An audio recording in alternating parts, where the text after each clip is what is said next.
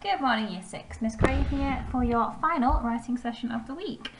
We'll dive straight in. We've got the same recap questions that we've had for the past couple of days, but I'll just rattle through because by now, if you've been keeping up with the lessons, you should know exactly what we're writing, who for and why. So we are writing our magazine article.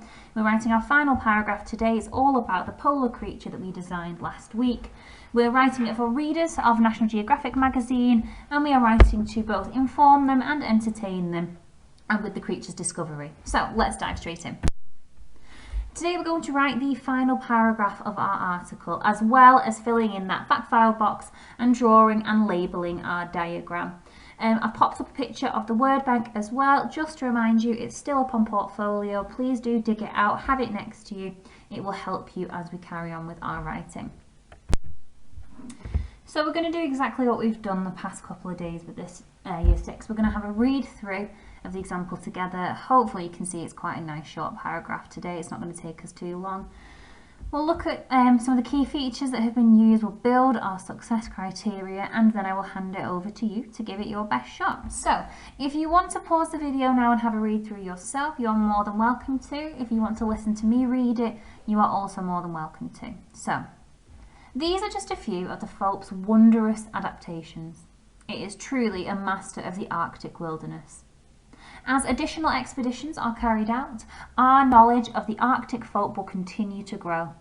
This information will now be added to our ever-growing database of animals and will be used to inform scientific research in the future. And then we've got our fact file. We've got the name, the weight, the diet, which is what it eats, and the habitat, which for all of you should be the Arctic, because we are writing about an Arctic creature. So take a minute now, pause the video. What have we used in this paragraph that you'd like to use in your writing? So what Year 6 features have you used? And what is the key information that needs to be passed across to the reader? What do they need to know by the end of this paragraph? So as per usual, we're coming in with our non-negotiables, the things that have to be maintained regardless of what we're writing. We've got neat handwriting, we've got that our spellings have been checked and our punctuation has been checked, and as per usual, we are proofreading for sense, does it make sense, and tense, is it written in the correct tense. And then we've just got 3 points today, 3 points that are going to go on our success criteria. The first one's a little bit tricky. I'd like you to have a go at using a semicolon to join clauses. So remembering that they need to be two standalone clauses that would make sense if you were to take them apart. They need to be closely linked, and we have got that slight little trick of sometimes being able to replace it with and or but if you're not quite sure. Give it your best shot. If you don't quite get it right, it's not a problem. We can talk about it in your feedback.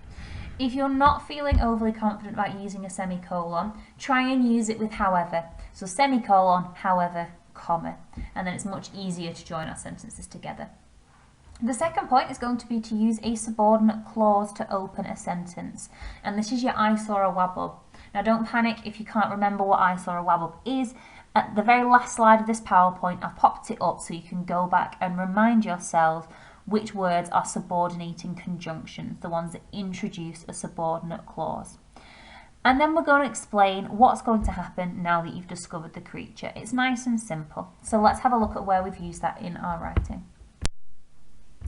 So we've got a few things highlighted here to look at Year 6. The first one is that red semicolon that's been used in the first sentence. Now it's separating clauses here. We've got two independent clauses. If we read them out, they make sense on their own. So these are just a few of the Phelps' wondrous adaptations. Yep, makes sense.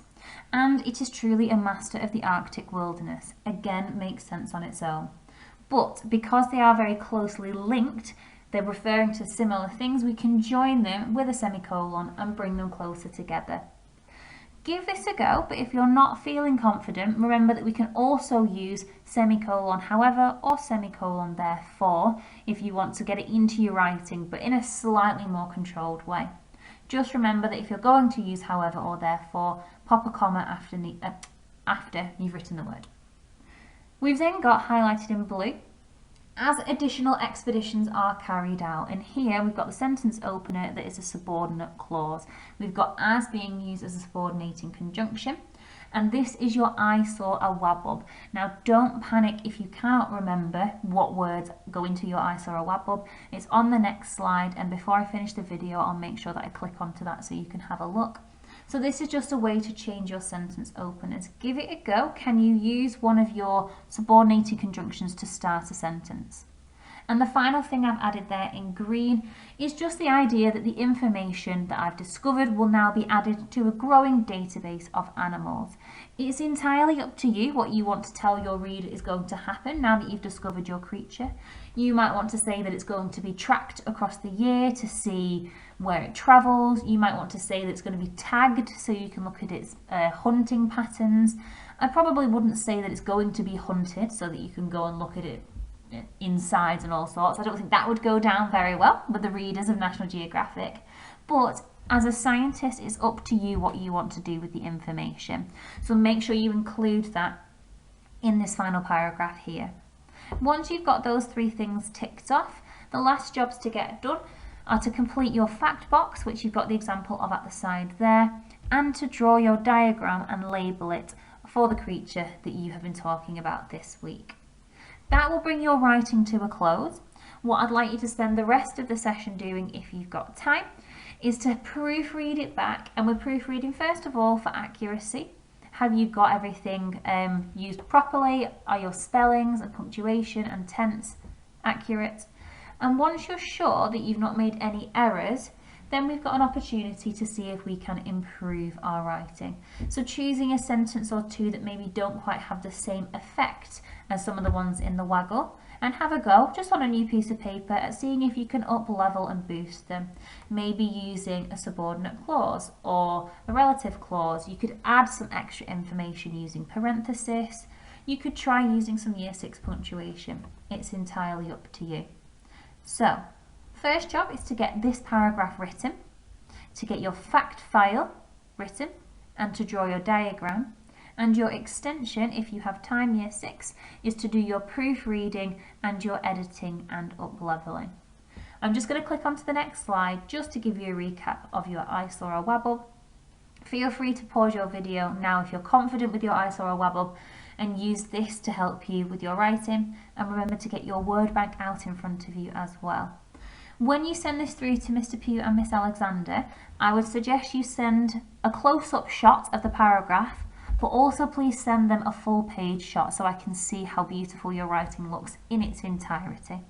And I very much look forward to seeing what you've done. Thank you.